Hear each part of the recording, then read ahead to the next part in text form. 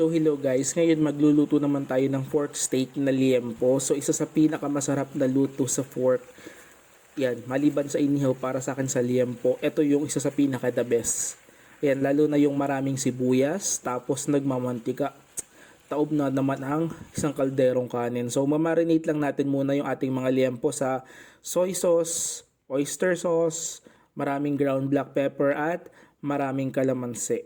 Ayan. So ito yung mga siguro mga 3/4 kasi naglagay tayo ng laman para sa wife ko. Ayan, tapos imamarinate lang natin ito for around 30 minutes or more, mas maganda. Pagkatapos nun, yan, pwede na tayong magprito. So isi-sear lang natin siya hanggang sa medyo ma-toasted. Pagkatapos nun, yan, ganyan yung pinaka gusto nating ma-achieve. So ahunin lang natin, tapos igigisa naman natin yung ating mga white onion. So hindi yung sobrang gisa ng malambot, konti lang, saglit lang. Ayan, tapos ahon natin yan. Tapos ngayon magigisa naman tayo ng ating bawang at sili. So gisahin mo lang siya hanggang medyo mag-brown at pwede mo nang ilagay yung mga pork liempo natin. Ayan, tapos maglagay ulit tayo ng maraming ground black pepper.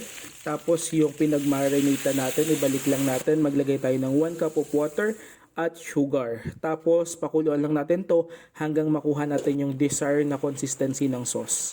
So tapos ilagay na natin yung mga white onion. Paalala lang pala guys, siguraduhin nyo na tikman nyo para ma-adjust nyo yung lasa kung kinakailangan.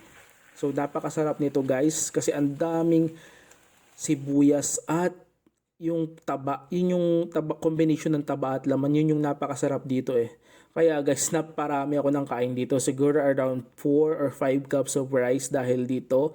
Syempre naglagay na rin tayo ng konting gulay para hindi siya super guilty pag kinain mo, 'di ba? So guys, kung nagustuhan niyo to, magluto na rin kayo. So maraming salamat.